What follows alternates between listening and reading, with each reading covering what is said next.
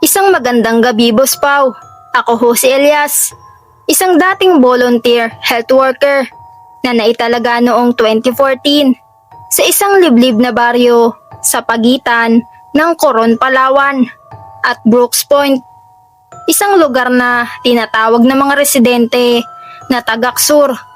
Matagal ko nang gustong kalimutan ang mga nangyari doon. Pero habang tumatagal, lalo lang lumalabo ang hangganan kung alin ang totoong nakita ko at alin ang sinasabing hindi raw pwedeng paniwalaan ng siyensya. Kaya ngayon, ibabahagi ko sa inyo ang kwentong matagal ko nang tinatakbuhan. Ang kwento ng isang salot na dumapo sa baryong iyon. Isang salot na hindi ko na rin alam kung dapat bang ituring na sakit, sumpa, o isang uri ng nilalang na matagal nang gumagalaw sa dilim.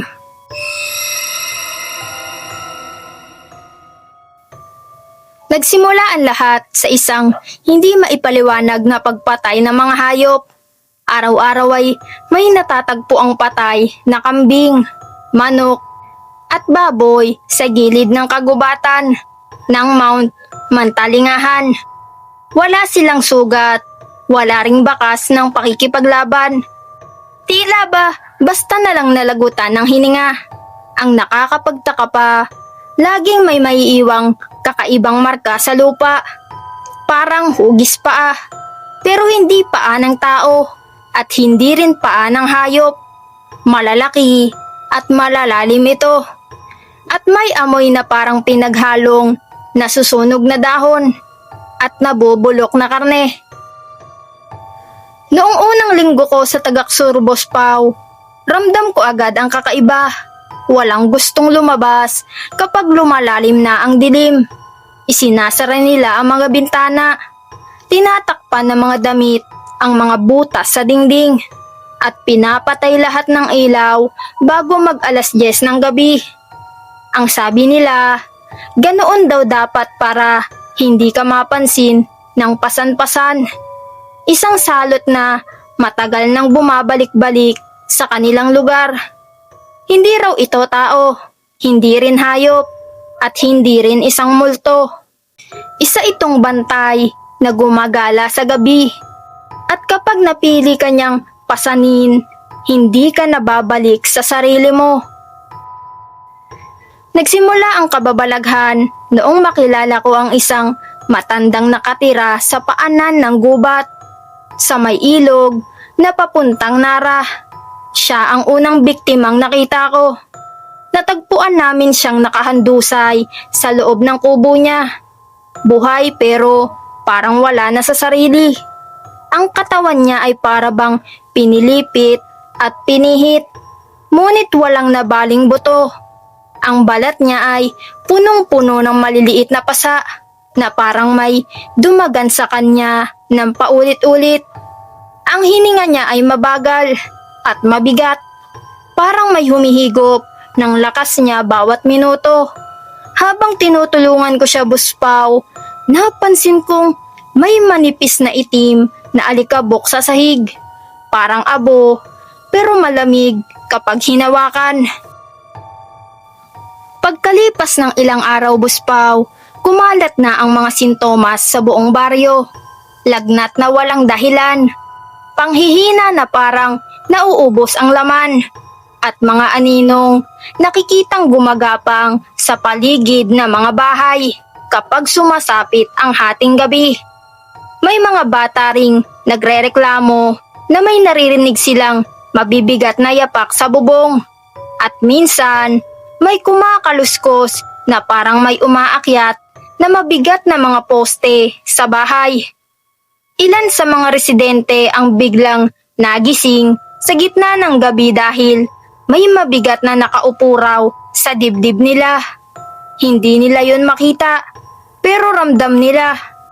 At tila ba pinipigilan silang huminga.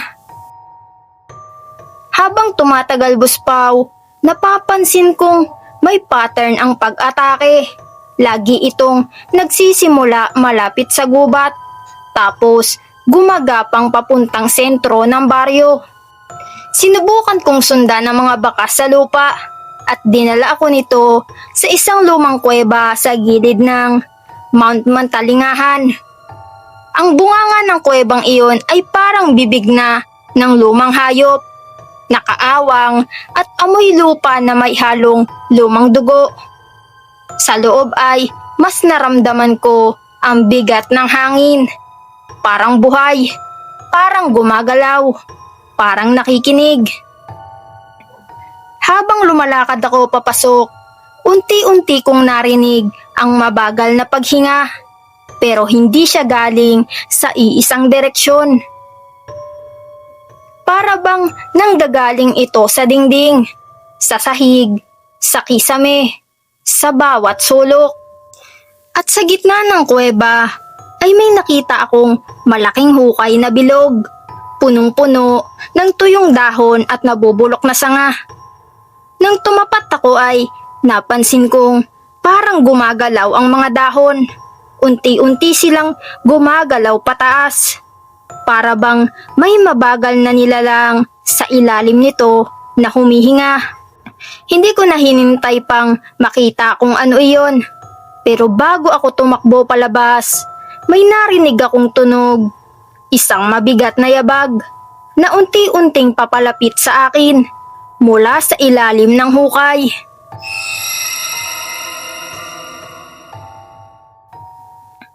Pagbalik ko sa baryo Buspaw, mas lumala ang sitwasyon. May 3 tao nang nakita naming nakahandusay sa daan. Pare-pareho ang kondisyon, mahina ang pulso, halos hindi makapagsalita, at punong-puno ng mga marka sa balat na parang pinadagan ng isang napakabigat na nilalang. Sa bawat bahay na pinasok ko, naroon ang maitim na alikabok. Ang iba ay nasa sahig, ang iba naman ay nasa dingding, at ang iba pa ay nasa unan ng mga natutulog. Sa bawat paghipo ko rito, naramdaman kong bigla akong nanghihina. Kaya palagi kong isinisilid sa garapon ang mga nakukuha ko para pag-aralan. Nang ipatawag ako ng kapitan para tignan ang isang bagong biktima, doon ko unang nakita ng malinaw ang epekto ng salot. Isang lalaking kilala ko sa baryo, dating masigla at malakas, ngayon ay halos wala ng laman ang muka. Para bang nilisan na siya ng sarili niyang kaluluwa. Pero ang pinakakinilabutan ako ay ang mga mata niya, Buspaw. Hindi siya nakatingin sa akin. Nakatingala siya sa kisame. Diretsyong tumitingin sa isang sulok. At sa sulok na iyon, kahit wala akong nakikita, ramdam ko na may naroon. Isang presensya na malamig, mabigat, at humihinga ng mabagal.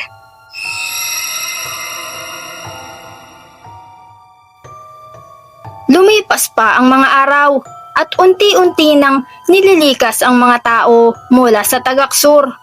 Pero habang isa-isang umaalis ang mga residente, napansin kong yung mga unang umalis ang unang bumagsak bago makarating ng Brooks Point.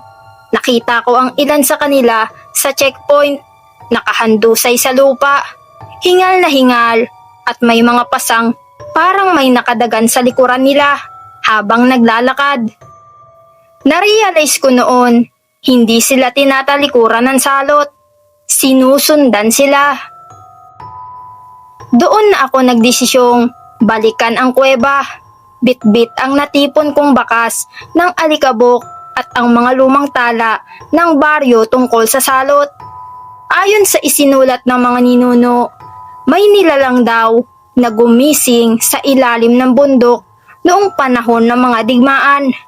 Hindi ito multo. Isa itong tagabantay ng lupain. Isang nilalang na kailangang laging may sinusundo. Kasi kapag walang dinadala, siya mismo ang maghahanap. At kapag naghanap siya, buong baryo ang mauubos. Sa pangalawa kong pagpasok sa kuweba, mas mabigat na ang hangin. Hindi ko alam kung bakit pero ramdam kong may nakakahawak na sa balikat ko kahit mag-isa lang ako. Ilang sandali pa, bigla kong nakita ang mga dahon sa hukay na unti-unting bumubuka. Parang may umaangat na ulo. Hindi ko na nakita ng buo kung ano iyon, Buspaw. Dahil noong tumingin ako, parang tumigil ang oras. Parang lahat ng tunog ay naglaho. At ang tanging narinig ko na lang ay ang napakalalim na paghinga ng isang napakalaking bagay sa ilalim ng lupa. Hindi na ako nagtagal. Tumakbo ako palabas. At sa bawat hakbang ko, parang may mabigat na yapak na sumusunod sa akin. 3 yapak. Palakas ng palakas at palapit ng palapit. Nang makalabas ako ng kuweba, Buspaw, halos mawalan ako ng malay. Pero ang huli kong nakita bago ako bumagsak ay ang pag-angat ng lupa sa bunganga ng kuweba. Parang may mabigat na umaahon mula sa kailaliman. Nang magising ako, nasa labas na ako ng baryo. Sakay ng isang truck papuntang lungsod. Wala ng tao sa Tagaksur. Iniwan na nila ang lugar. Ngunit hanggang ngayon, bawat gabi, nararamdaman ko pa rin ang bigat sa dibdib ko. Gaya ng bigat na naramdaman ng mga biktima. Minsan, paggising ko, Buspaw, may maitim na alikabok sa unan ko. At sa tuwing pipikit ako, naririnig ko ang mabagal na paghinga mula sa dilim. Yung tunog na narinig ko sa loob ng kuweba.